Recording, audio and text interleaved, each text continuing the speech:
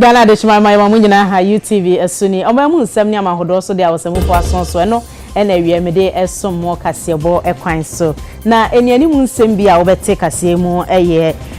Attorney General Basobo nsem a wode ama Ghana Bar Association President ayeyi ne foforo ekra sa so na Dr. Baumia Shebo se wo ba woni ankrankro nyumakuo no ebedi kasobom aye adwuma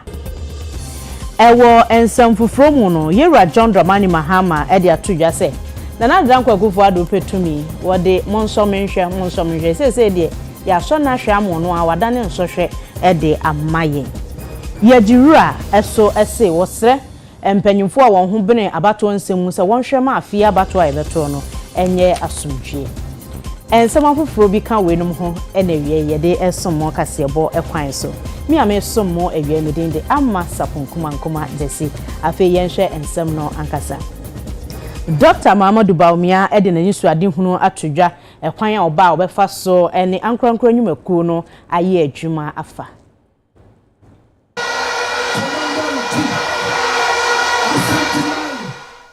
Ghana ha abai ejuma eya no me pese mi yi ejuma ne bebre abai sign mo na me to ejwadifo nsen mo me be business people omunya akwan eye ejuma bebre enti me be yi 30 billion Ghana cedis from government to the private sector 30 billion Ghana cedis we are going to give it to the private sector na omutme aye ejuma na yamamunu anye ejuma ye ebesisa Ghana kura ebesisa ejuma beba amamamunu midi ishishabia yefra no buy Ghana first policy buy Ghana first no kire se bibia Ghana buy yebeto no Ghana ha yebeto yankokra from Amanone we are buying it in Ghana here and no ena edi ejuma ebeba mukina mulim se mini o mampenyi dada ena ye kure ye tu manu biema obetumi edi o mampenyi efie nan ombebu akunta o midi mutumamia metumi abaha if metumi aye president efie watching enti efie nan do a jisa mesamba ejuma egbeja south constituency maba abuaka abebu akonta amamo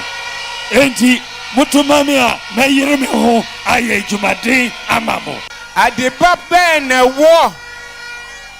owura Mahama ho a wo betimi ayama omeya wadi vice president da wadi president da ni nyina no wantimi anya enne osi yansamfa ba no mano no nya ne de bayi de ben wo betimi aya wantimi anya sese wo ba be ya maye democracy no kabima menkabia bai no mo amu wo he mo na mo wo tumi ena mo di tumi no manipa ya di tumi no ma na wo ye adwuma ne ka kire se adwuma na anso ye ani ne you free ho a untimi nsama medi mani bio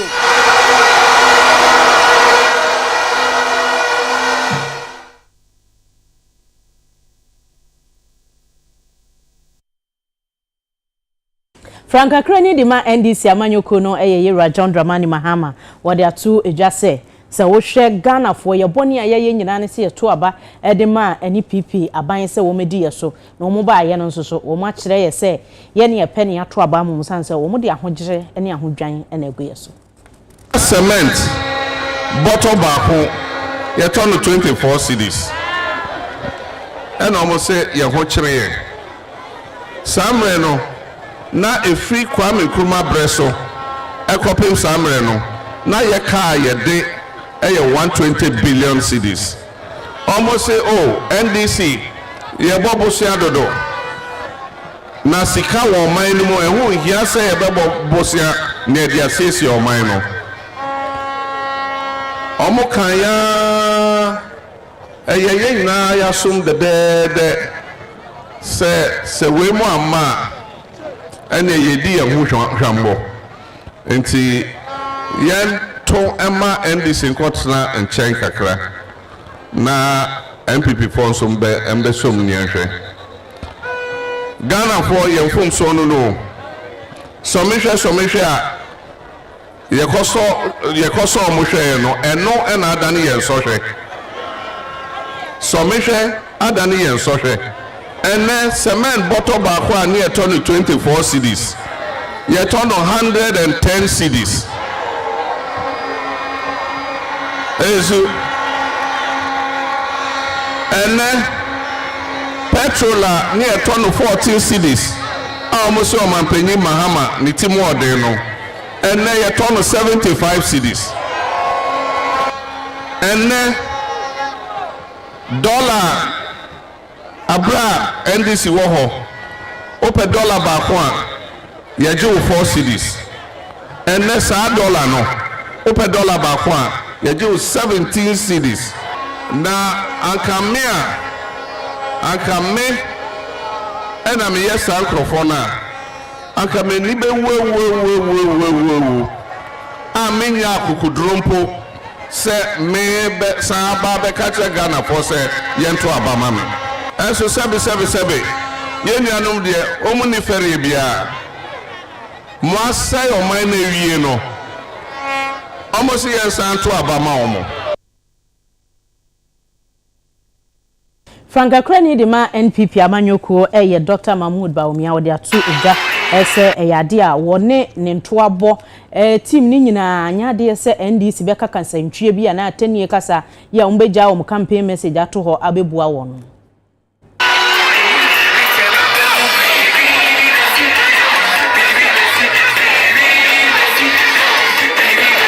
NDC for omoehu se omu be lose. Omo so omo berry eninti omo ahye ase didi atem se moati se omo didi yatem yemfi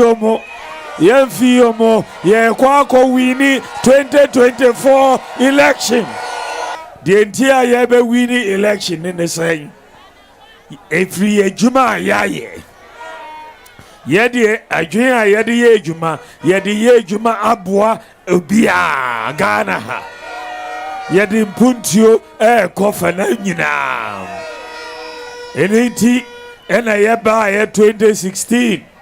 ye kanjire Ghana for se omuto abanoma ya yede free senior high school education ba Ghana munyina minim se bomaha ade a ehiamo any turn of her, more quine. Every Joan Quanta, ha, quining yet. Every tepper, ha, quining yet. Me pese munina, mumfasa, quining na, and shemin sem. Mumfan shemin sem. Me beya o man penia, meye wingina, amamo, ningina, colta, tum. Na edaho emamunyina mumfan sheminsem minim se domaha muhia district hospital mumfa district hospital no en sheminsem me be district hospital amamo tanona for her amrasabaja akonya no sayanum omude chire grandma omuchu omumutente ane batene kraya pa mea na medin kunem bibia to me sasano ayasa na tia esansa mene musama jematum na menso medomo eti yabekoso na yasom mebutaye nyina ne sa ajumadea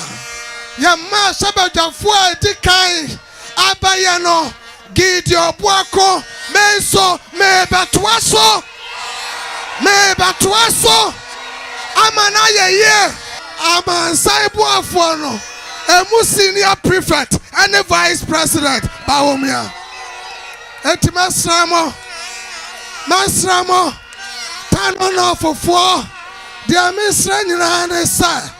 edo amadana di achre no mono sa dona di achre vice president Bawumia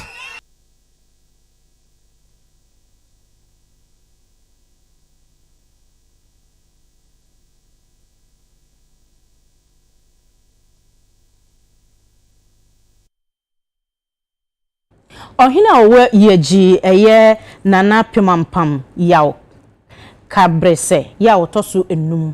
nana ede afutuo ama amanyofo ene obi bia woboa ma yabato ho nsem ewiemu die se yenhwe na afia ba no yento na somdwemu. As stakeholders work towards a peaceful, free and fair elections. To the actors in the political space, there is an overriding reason for you to guard against your actions. It is my plea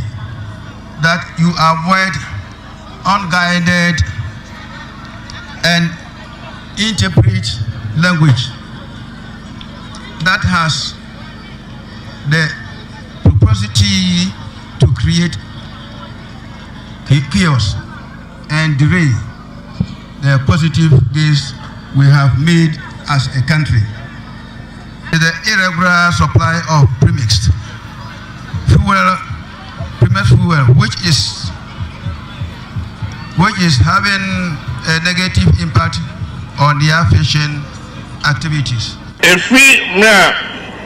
me free akudano so, and then the dikaya masa abewura yeji nursing training campus. Enti dasron komame na me pese me bo your principal and the omo buano staff of nursing and midwifery training school me pese me bo omo abaso. Nana kasano oka akwan ho asem ohwe se ne ya akwan ni sitia akwan ni bebre asai ohwe akwan ya fi kumase e ba hampo a ohwe amna ya dedemu a yensi ye amakwan ya yesi efi rollins abreso a yabo ho ban kakra bepemende ene de obeka se kwan no obi amfa ho bio. And so nyame oho me hu se abatu eba ye the machine I friend a drip machine and ye double b e wo yakwa no so ema eno ndada mo e kwan na da ho 8 years ni we dey nim say abatu nti en ye this machine na ba ye de bribri ye ni so. Menim say a NDC and a baba sa kwani na kama near the quota eguso. Yako mfimfi mantemu ya manibofo Jacob Kubi ewo ho na beto dwase ejabi wadi ne ba enya ni nyina ne se fie ade ye sese wo ye na akwada no anye na ade kode ode ye no Jacob ne betimi aboyemu Jacob ma han emi na ba me juso Oduminka yo sumnyami kodru ede asam na asi ho yo minu ka say the papa friend ya owusu we di 47 years sumnyami a police for action na ne ha wonyina nti ya ati ni nyina ne say enura enyimre be say 4:30 kobo 5 mu ho no ne ba dia yenya ye nana ya we di infie no 7 years Oko school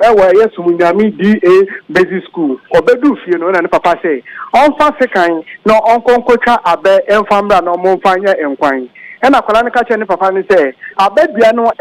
eche ono ena ontumi so enfro papa ne kire mu a onti asese akwala no etumi aka che ne ono ne papa ne say ontumi enkotwa abe no ena o say onsa na wodididi na hin ma menhwe ena akwala ne train ne nsa ma ne papa ndisi kan na odema akwala ne say onfa kotwa abe ne mra na akwala ne anko no ofa sekan zem ena odi si akwala ne nsa so minu ka si akwala ne nsa yem eba ne nsa ba che ho mu ne de ka na enya asenkuma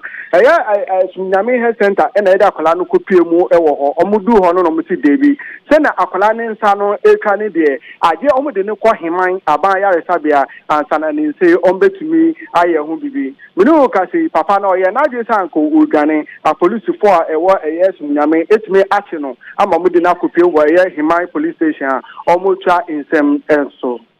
na yanhwe akwada no wadi mfie say ya yesoma ne so onkonu abenti onuru so a ne papa de sekan atwa ne nsem in 7 years me bacho papa no bi a ukọ ye no watete bi a nkofo no boni wonum bi tramo ana wi bi na influences ana say oyobi a na dwene mu da ho kan me no ka say de won a me be to omo ha kire mu say akwala papa no na dwi da ho kan na mom nkwala na na omo ti na omo ye nkwala ba kwa miensa na miensa no de bia na pa wo be ti say nkwala ni kemu ana eye papa no na ebo omo eye ono ane ma ana wati wo mu eye ono ane ba say bia ade da ha family instead of so na no beka no no de minsa panya enti won no mo eye mantemu ha nyina ekire mu say papa no ne dey a police for nsan aka no omo fa ne fam na kwa so pa esan say so mo gya no no oba wan hwa akola no obedi ni nya ebechen de na esi Jacob ya da se papa aposifo ene ne nkana de ebepiem wachi no wa me aso ate wie abusuafo eja wose ne ba enkonu abe 7 years na akoda yanse da minuro so na wose wonsa na ade te kontromwane we watwam se ta ono ankasa ne yemba na yekọ NDC amanyokuo no emu a chairman edema NDC amanyokuo no Yewura Johnson esiedu nketia wode ato adehye waterchiman South enim ese wonom enhwe na afei wonto aba no bumpa emfa ema NDC sede beya enkunimu a wo mo epedi agitumi afri MPP nsem no ebetumi aye ho Dunketia General Mosquito edin semu itudwa no krukru nani akrakra nani akoninchi se Techiman South abato mbeso aso wo mfempene ne aduonum ebra abato no ekoso na enam so ema nipa be se miensa efam ehwere wonum kwa ya na bepem ne wo mo egusua ebo akire se aban no enka ho asem bia eno wo kire mu se akwakoye bi se ase ehu kurampo abo Techiman South abato mbeso no adehye wo honum na ho so munim se eye NDC fo wo mo adwosuo wo mo baby a kire se eye no go area for MPP enti memma bibia emu o mabem no baga waya enti womo MPA fo nyanya na afi womo mramemeto aba no na womo ento aba no so mfa ma NDC amanyoku womo nim se obedi nkunim na so ono tena so se national chairman general edema NDC amanyoku yi enya ade a obetwe ede ama se abato commission no ebewi ama ne mu da e Techiman South wo no nti obi afa kokodo ne na me MPA mra no ma meto aba no NDC ebewi ni e wo hono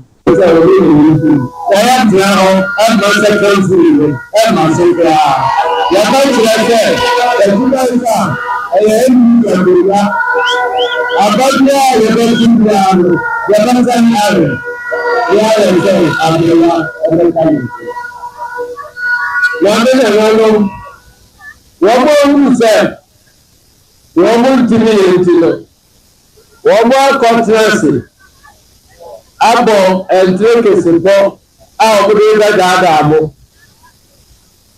ebi ni se wo mo edisika eba ya ba na tenant ya fiafie particularly haya ensuta ha wo mo se so wo mo de baba de we to abamami edu baby a sekai Wellington Bull, fertilizer, medical, dental, agriculture, and trade. The farmer people,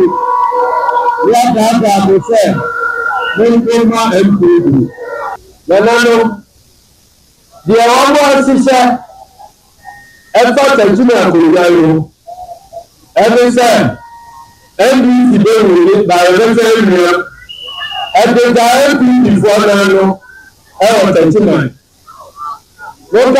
was a Sabra will be a good. Let's say we can see the national camp. And then come.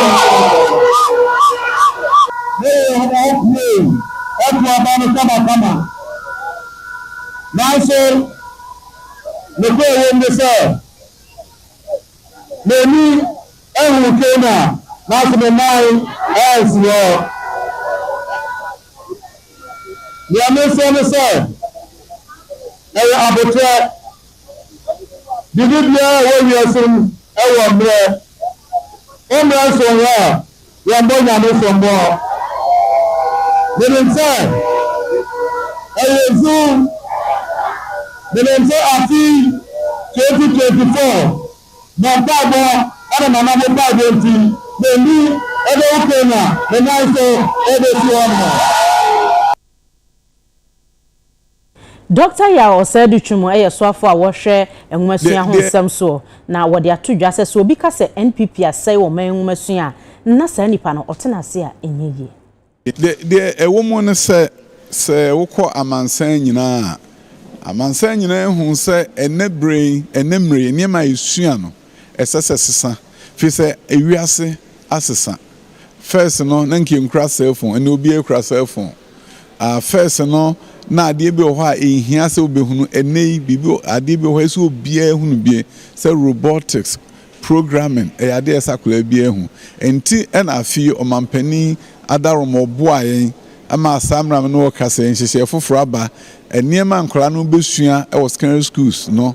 sronko te kase no omo ye science bombe engineering so aka ho omo siesie da bi mu a emfidie eba mu na omo atim di aye engineering no te se de wo fiti engineering ase e wo university baby wo hono am ye aviation and aerospace omo ye drones ne fry drones omo sua nema ahodo ankekane no wo ko university a na wo fiti ase baby ye manufacturing engineering ekwan ben ne fa so a yetimi ehihye mfidie foforo yetimi yade foforo enti sabre emre a ene amene wo kase Ghana enwumasua efa ne ntro apa efra sonko kwai so enia na enye bi da no sabre ye bi e wo Ghana enti minua de meka akire Ghana fo nyina se omada Roma adwuma mo de hye yensa no ye de ne enim efi amano ne abeka de na ekoso wo Ghana I mean de ewo mu enema mienu obo ho ana nukure ni wonte asem ya meken ye bi a enawo so no obeti o TV so ebi a no wonte enti no obetimi aka bibi tesa nemu so bie nani so ohwe se yenhwe onman enwumasua ene ba bia kodura wuntimi nka da se na na dodan kokufu adopen so enwumasua se now we hear da men e high school for engineering ukọ afia kobi ampem girls ekwohwe maba yi ahyehye fidi a etimi tuko wiem saa akọ na saa bisi wo se enwumasua se emre na na e chine megu etim ni atwere gu paper so nse amre atwam chi purpose e beka akra bi nsi biem esese wo de wadwen eya de kese na dem de emmani je ne se wo hwe amansan bebrebe wo hwe America na wo hwe ekwan fa so a omo apagya omo ho a eye adwumaden a teacherfo eye wo school no mo kire ade foforo ema enkwala ne nyansa emu odu ne no na akwala nte won ma ne bibia besinti no aye ade kese na ehon mfaso no aboa ne man amoman no apagya Yera oya Osedu Chumu esan to anensem so se abatan monkamakoma entomo yam sanse enkwada no a ebekọ SHS no eyade obia benya akwanya sese kura omode nhihye egu akwan so se ombesisi school adan ne bia ka ho se de be ya obia benya ba bia tena na wasua na de afi dormitories so a wo mu atre ebimu afi eyesronko ye de edin ba bonten no no ha mu abupan duokono de omanya school enti ama adwuma na emre amayen na sabram no ka se nkrofo guso okọ Nat Hall Solution Center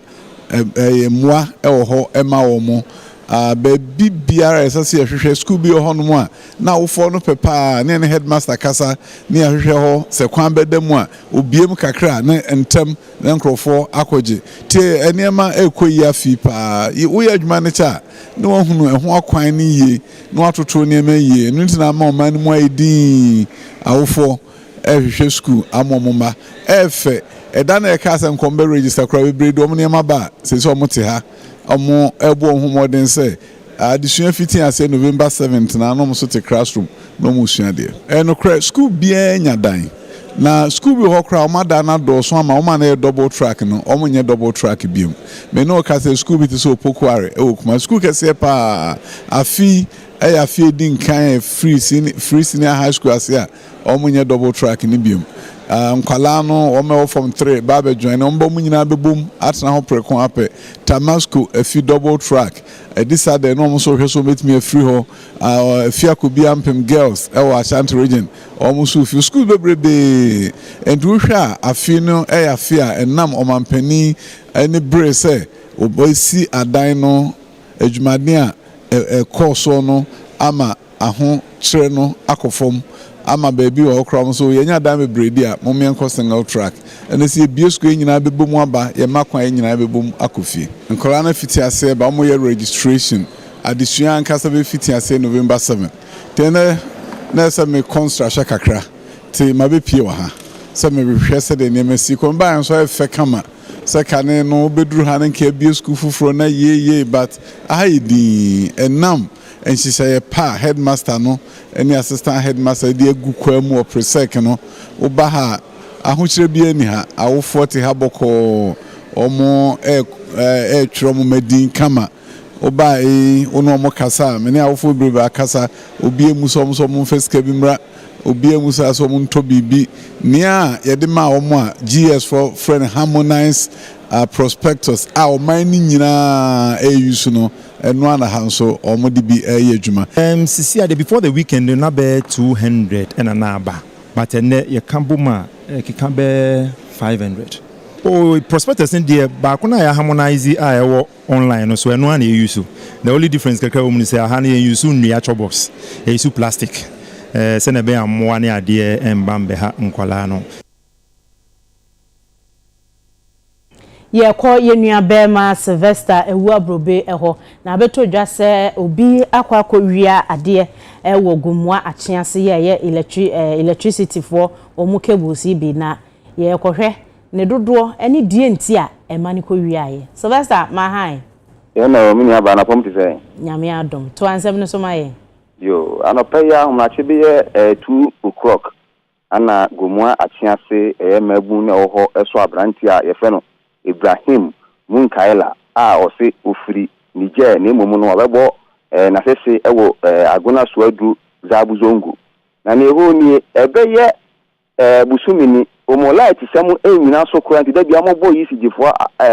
sombo ene na nakufo ado sombo se ono ama economy ma ye den na afeli omolite semu ensi so na emumu no saa na enye yisijifo kra problem anya mo foto na emumu no abranti bia ye freno sa Ibrahim ono ne nyon kwa ye freno Abdul Razak de biara na omudi moto ababesin anajo a timemufo na yeda no mo afiresi light pole so mo twetwa homa nyina no makwakoto wadi na no na ne nyame aya domo ma timemufo nsa ka asa abrantie ni mo ama bro tromo pa nti omo fra aguna so adu police force mo na omo mafa ne nko mo bai na chese bro ma bo abrantie ne enche na wa free nti aguna so adu police for Emma homo medical report form so mo fa ne nko hospital isi am no ka say de Ibrahim ya o twa homen oda aguna so adu a oja yaresa na ne ho ton kakra am na kwakujina nanim wo aguna so adu kini esi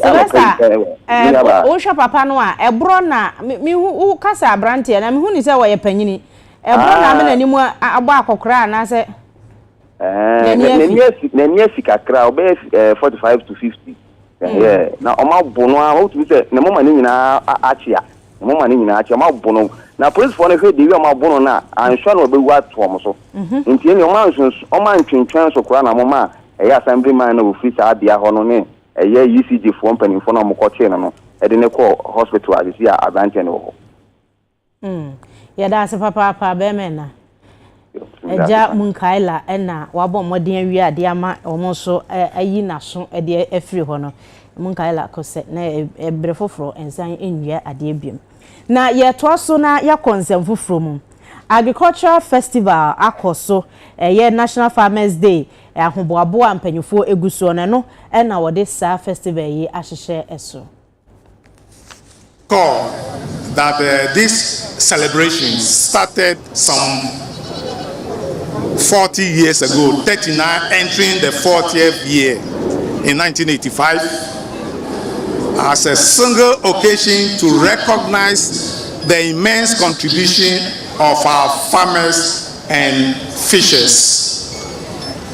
It started on a noble or simple note,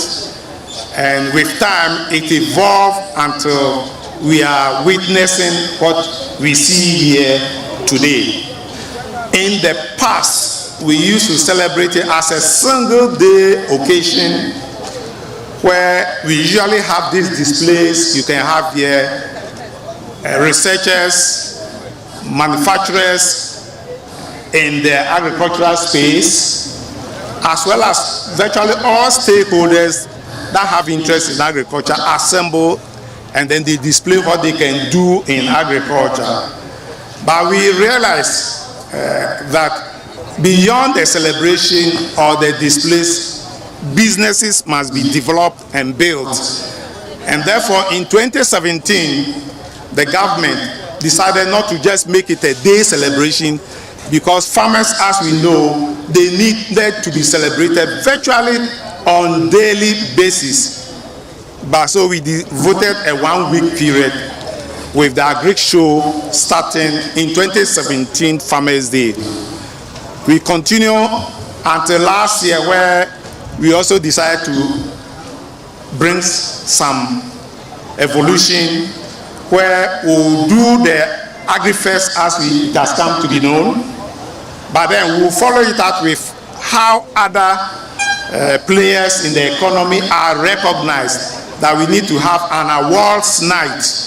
in a cozy environment to recognize the efforts and the activities of our gallant farmers and fishermen. So that's what we started last year, and we'll continue with it this year. My colleague from the Ministry of Fisheries and Aquacultural Development had elaborated on the theme for the year, the celebration, which is building climate resilience in agriculture for sustainable food security. We are all witnesses to the challenges in variations, especially adverse variations in climate and the impact on agriculture as well as fisheries. Yakota Malesusua, a pre-harvest agri-business conference, any exhibition be akoso, na ni nyina ne se kuya adwuma no ne akuafo ene won mo eton enura ahodo a wodidi dwuma mu nyina betumi adi ahia na nsakraye ne nkyerɛkyerɛ ahodo a wohia no watumi edi ama won aboa ma yekuya ho nsɛm agane na so. Today is the opening of the 4th edition of the pre-harvest agribusiness conference and exhibitions. As we mentioned during the opening conversations, we are focusing on innovative approaches and technology that can support in advancing our systems. I think for the last 3 years, we've been focusing on the thematic focus, connecting the unconnected, and that is what the pre-harvest is all about. An event or an intervention being sustained for 14 years consistently, and it's an indication of interest and impact of whatever is happening within the 3 days or 2 days that is we hold it. We started off with just 200 farmers and value chain players, and then 14 years down the lane, we have over 1,000 farmers who participate all the time. The farmers are looking for good deals, and yeah, they get it from here. The farmers are looking to negotiate and have a face-to-face dialogue with the producers or the distributors of seeds, of all kinds of machinery and all that, and you could see them here. Most of the best deals that have been signed by farmers have been signed from the pre-harvest. I think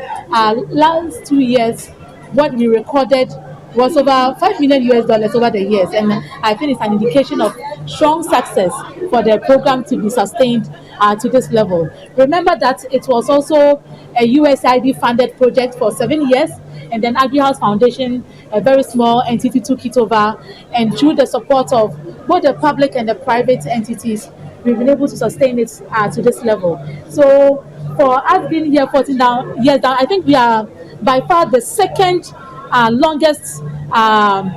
interventional project when it comes to agriculture in the country. And now that we are also working towards having a permanent innovative and training center at Banvem, I think it's an indication of the growth of the program and how it's supporting to influence the direction of our food systems? First of all, let me say that I'm quite impressed in what I'm seeing here because I didn't expect this many companies to be here.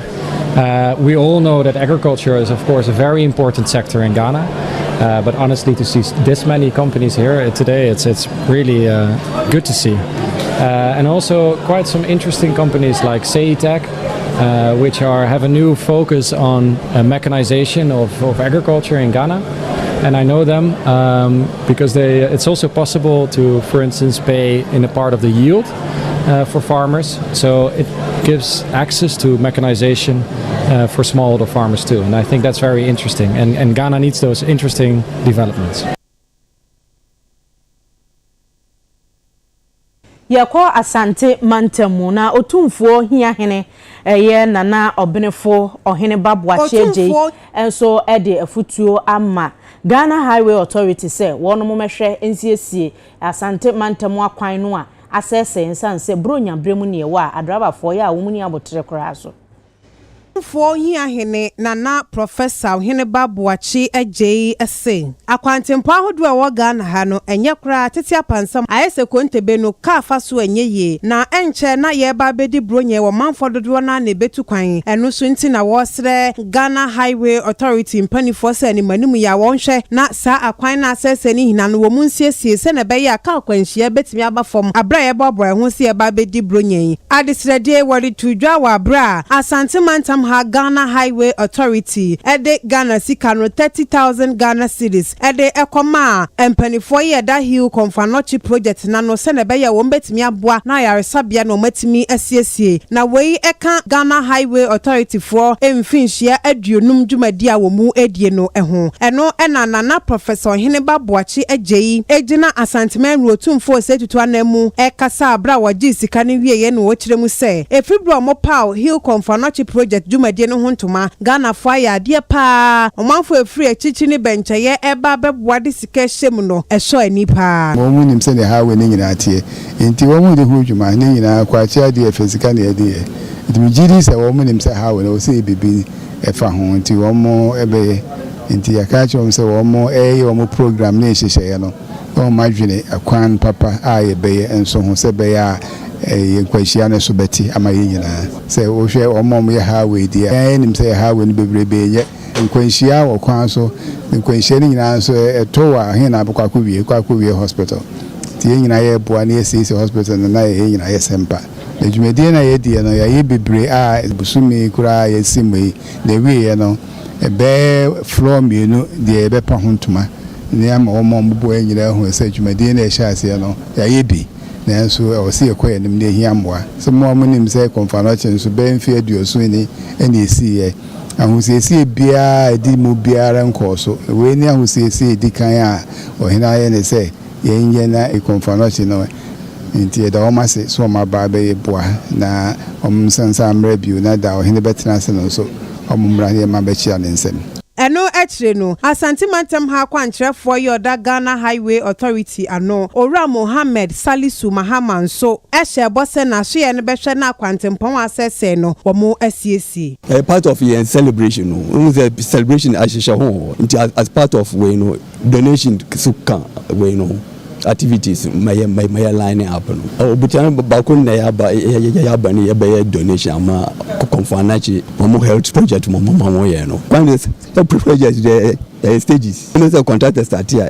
enye nda no betu ewie kakaka nti adwuma don mo ye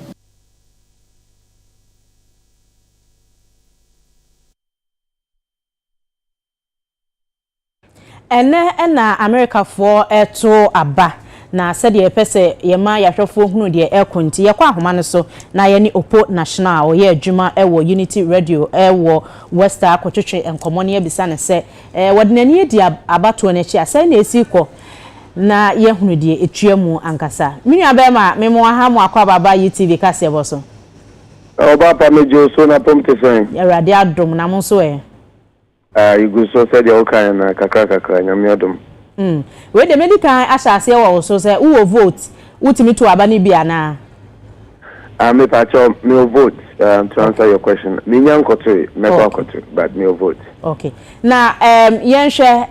America bato na to say, amoto something. To say the Ghana no. Na say tramfoni kakra kire. Ahokeka any omanfo any ye Midday no. Senate. Yo mini aba me da say made in Chasonko at the brew with TF4 and the Ghana phone from the United States of America. Said the whole kind no. About 2 years to know US and very historic in the sense that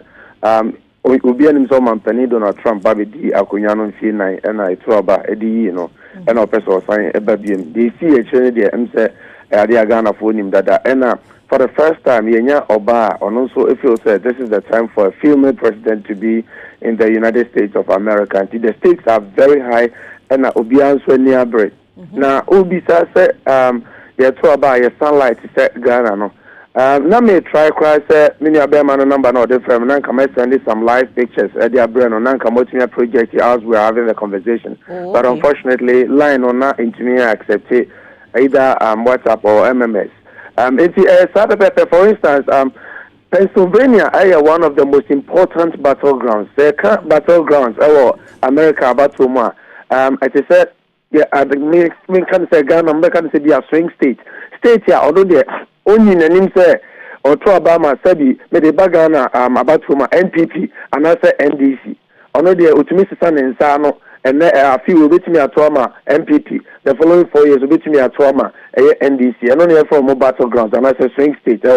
It's a honor to say will be anyone of all the swing states. No states here super. Pennsylvania. Okay. Now I was trying to give you some live pictures. Look at Pennsylvania. I said they to about Ghana now. Like In fact, voting now open in almost all the states. Okay. And Ubia Pesa or two about. There were some live pictures of. Mimra mukakra breninti. Yanshe. Yati se muwo electoral college bi wo ho ya abano. Said the omato santia omutri. Ya tu wieni ya kenkan di obenya bia se electoral college hono ma ubenya ho nya 27 emfa ho no de yetoma ubia na je se wonu wadi abane mu enkunim ubetimi a cheye mu ye de ade na tumi ben soso ene ye de amasa electoral college no US about to know quite say Ghana a popular vote by the electoral college no edoso that ubetimi ye o mampania I just say either Kamala Harris or Donald Trump omumu bako etumi enya 270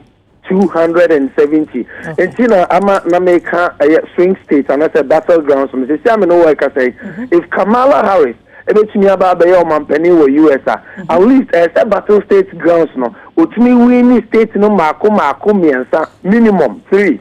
which Joe Biden did last 4 years. So we need other places are not Democratic Party into me. We need to say Georgia and Nevada more. That is exactly what is going on. You see all the focal points and the focus of all the political parties, the two major political parties, are at the battleground states. Because, for instance, states are Massachusetts. Oh yeah, then to Democratic. Connecticut, to Democratic. And our places did say Georgia, like I was saying. Georgia used to be a red state, but last 4 years Joe Biden broke it. And she said, what about the battleground? And there are other states, she said West Virginia, oh yeah, they are to Republican. There are other states Obian himself automatic and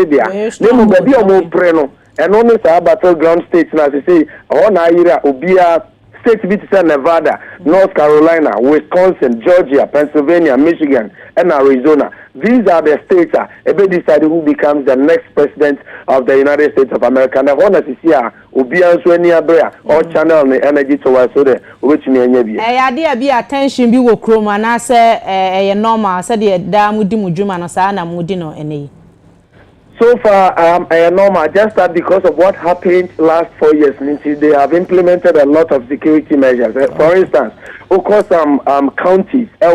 Georgia, last 4 years, said in America, Joe Biden winning or even doing a red state. There were some counties, now I said blacks and Latino votes, not those, until Joe Biden votes, Trump and Crawford for the breed the two near the coach say